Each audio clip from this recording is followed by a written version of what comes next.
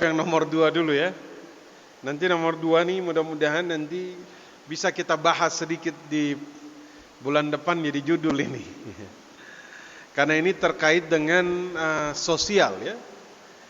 Mungkin bisa bilang kita katakan fikih sosial.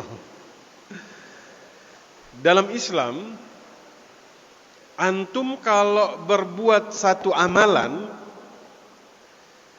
yang berkaitan dengan orang banyak, hatta amalan itu kecil, pahalanya besar. Lagi jalan ketemu ranting di jalan diangkat, Pak. Itu pahalanya besar. Kenapa? Karena berkaitan dengan orang banyak. Jelas ya? Berbuat sekecil apapun tapi untuk orang banyak secara sosial, itu dalam Islam pahalanya besar. Tapi jangan salah, antum berbuat dosa kecil yang dianggap remeh, tapi mengganggu orang banyak, itu dosanya besar. Contoh, termasuk salah seorang yang dilaknat, orang yang buang air di tempat berlalunya manusia. Itu sampai dilaknat, Pak. Kenapa? Karena dia mengganggu hak orang lain. Nah, sekarang bikin hajatan, nutup jalan. Alhamdulillah.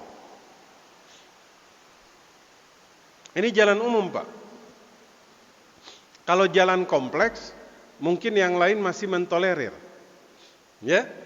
Masih tetangga masih ya apa-apalah. Ya. Karena masih lingkupnya masih kecil. Makasih, Pak.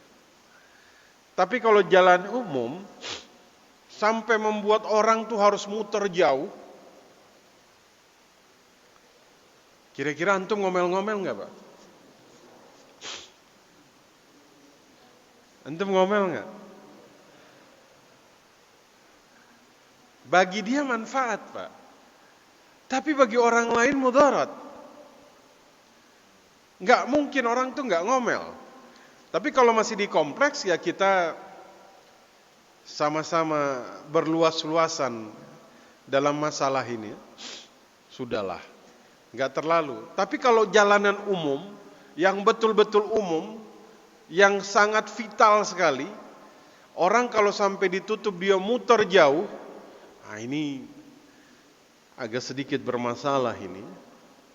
Karena dalam beberapa pandangan memakan tempat umum saja, ini ada yang mengatakan itu masuk gosok. Merampas hak jalan orang lain itu dilarang. Kecuali dia izin. Dia izin kepada orang lain. Makanya tuh kita kalau mau menggunakan sesuatu yang sifatnya mengganggu kemaslahatan, itu antum izin. Kalau masih di kompleks tuh kita izin kepada yang lain, itu masih ya. Tapi kalau di jalan yang betul-betul umum dilalui orang, ini tidak semua orang tuh ikhlas, Pak. Iya kan? Kalau yang lewat udahlah nggak apa-apa, lagi hajatan begitu kan. Ya. Tapi kalau ada putar 2 jam itu pasti ngomel-ngomel, Pak. Gara-gara orang bikin hajatan saya putar 2 jam, kira-kira begitu ya. Saya kira nanti kita bahas ini. Ini menarik juga nih, pertanyaan antum ini bisa jadi judul ini. Nanti kita bahas khusus di pertemuan minggu depan ya. Bulan depan. Bulan depan udah puasa belum? Belum ya, jadi masih bisa sarapan kita nih. Bulan depan tuh masih bisa ambil minum ya. Yang nomor 1. Yang nomor 1 tadi apa tadi, Pak ya? Oh, dana haji. Wah, menarik ini. Kalau dana haji yang kemudian dimanfaatkan, nah, ini memang banyak pandangan di sini. Ini dana, memang dalam Islam itu ada beberapa akad. Ada wadi'ah yad amanah, ada wadi'ah yad dhamanah. Kalau dititipkan di sini sebagai titipan, kalau yad dhamanah berarti boleh dimanfaatkan. Kalau rugi tanggung jawab. Sama kayak anak nitipin motor, boleh dipakai boleh tapi hilang ganti. Kira-kira begitu. Yad amanah itu betul-betul nggak boleh dimanfaatkan sama sekali. Ya. Nah, tapi kan terkait dana haji ini bukan titipan, tapi ini sebenarnya jual beli, Pak. Ijarah mausufa fi zimmah. Dia bayar ongkos naik haji, tapi uangnya sudah dia serahkan sekarang, jasanya nanti baru dia rasakan. Ya. Biasanya kan orang bayar jasanya dinikmati, tapi dalam kasus ini dia bayar jasanya entar. Tapi dia udah tahu naik pesawatnya nanti apa, tinggal di sana berapa lama sudah jelas. Ya. Nah sekarang tentang dimanfaatkan. Kalau misalnya dalam hal ini pemerintah meminta izin ya, terhadap disampaikan ketika orang misalnya bayar